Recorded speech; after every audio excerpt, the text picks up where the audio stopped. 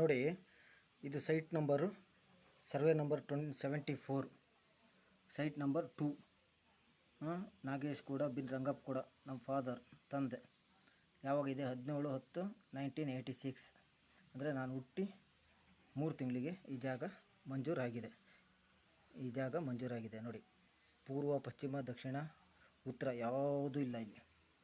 ಇಲ್ಲಿ ಯಾವ ಮನೆಗಳು ಇರಲಿಲ್ಲ. ಇದು ಕಾಡಲ್ಲಿ ನಮಗೆ ಫಸ್ಟ್ ಸೈಟು ಅಲಾಟ್ ಆಗಿದ್ದು. ಒಂದನೇ ಸೈಟು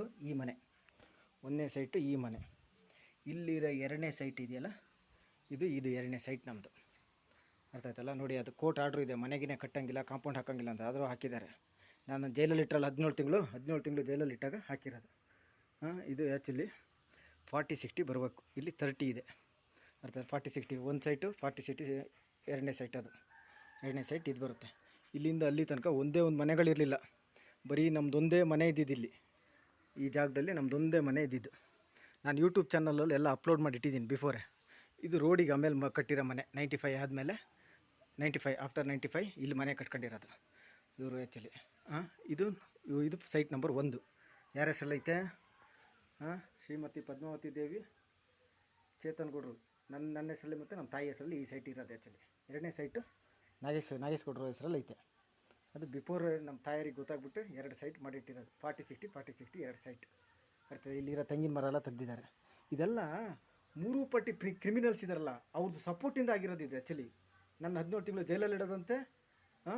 ಇದ್ರ ಹಿಂದೆ 1947, ಬಿಫೋರ್ 1947ಗೆ ಹೋಗೋಕ್ಕಾಗ್ತದೆ. ಎಲ್ಲ ಇದೆ, ಏನೇನಾಗಿದೆ ಎಲ್ಲ ಮುಂದೆ ವೀಡಿಯೋಗಳಲ್ಲಿ ಅಪ್ಲೋಡ್ ಮಾಡ್ತಾ ಹೋಗ್ತೀನಿ ನಾನು. ಇಲ್ಲಿ ಈ ಜಾಗ ದೈವ ಸರ್ಪ ಓಡಾಡೋ ಜಾಗ ಇದೆ. ಇಲ್ಲಿದೆಯಲ್ಲ, ಈ ಜಾಗ ಇದೆಯಲ್ಲ, ಇಲ್ಲಿಂದ ಹಿಂದ್ಗಡೆ ಒಂದು ಹುತ್ತ ಇದೆ. ಆ ದೈವ ಸರ್ಪ ಓಡಾಡೋ ಜಾಗ. ಇಲ್ಲಿ ಬಂದು ಅದು ಬರುತ್ತೆ ಆ್ಯಕ್ಚುಲಿ. ಬೆಳಿಗ್ಗೆ ಡೈಲಿ ಬಂದು ಇಲ್ಲಿ ಹೋಗುವಂಥ ಜಾಗ ಇದೆ.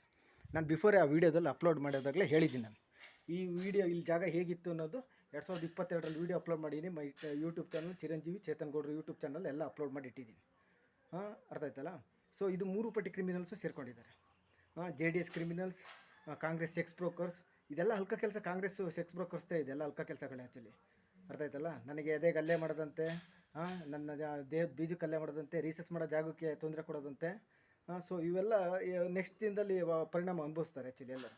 ಮತ್ತು BJP ಕ್ರಿಮಿನಲ್ಸು ಇದ್ದಾರೆ ಇದರಲ್ಲಿ. BJP ಕ್ರಿಮಿನಲ್ಸನ್ನ ಹೇಗೆ ಕಂಟ್ರೋಲ್ ಮಾಡ್ಬೇಕು ಅನ್ನೋದು ಗೊತ್ತಿದೆ. ಬಟ್ ಭಾರತೀಯ ಜನತಾ ಪಾರ್ಟಿಗೆ, my country public, all public vote ಮಾಡಿ BJPಗೆ ವೋಟ್ ಮಾಡಬೇಕು. ನೆಕ್ಸ್ಟ್ ಭಾರತೀಯ ಜನತಾ ಪಾರ್ಟಿ ಇನ್ಸೈಡ್ ಇರೋಂಥ ಕ್ರಿಮಿನಲ್ಸ್ನ ಹೇಗೆ ಕಂಟ್ರೋಲ್ ಮಾಡ್ಬೇಕಂತ ನನಗೆ ಗೊತ್ತಿದೆ. ಆ್ಯಂಡ್ ಭಾರತೀಯ ಜನತಾ ಪಾರ್ಟಿಗೆ ವೋಟ್ ಮಾಡಿದಂಥ ವೋಟರ್ಸ್ನ ಲೀಡ್ರು ಮಾಡ್ತೀನಿ. ಆ್ಯಂಡ್ ಮೈ ಕಂಟ್ರಿ ಪಬ್ಲಿಕ್ಕೂ ಲೀಡ್ರು ಮಾಡ್ತೀನಿ. ಇದು ಪಕ್ಕ ಶೋರ್ ಇದೆ, ಎಲ್ಲರಿಗೂ ಒಳ್ಳೆಯದಾಗ್ತದೆ. ಸೊ ಇವೆಲ್ಲ ಇನ್ಫಾರ್ಮೇಷನ್ ಕೊಡ್ತಾ ಇರೋದು ಮೈ ಕಂಟ್ರಿ ಪಬ್ಲಿಕ್ಕಿಗೆ ರೈಟ್ ಇನ್ಫಾರ್ಮೇಷನ್ ಕೊಡ್ತಾರೆ. ಎಲ್ಲೂ ಮಿಸ್ಗೈಡ್ ಆಗಬಾರ್ದು ಅಂತ ಹೇಳ್ಬಿಟ್ಟು ದೇಶನ ಯಾಮರಿಸ್ತದೆ. ಇದು 1947ಇಂದ ಫುಲ್ಲು ಸಂಪೂರ್ಣ ವೀಡಿಯೋಗಳು ಅಪ್ಲೋಡ್ ಮಾಡ್ತೀನಿ, ಏನೇನಾಗಿದೆ ಏನೇನಂತ ಹೇಳ್ಬಿಟ್ಟು.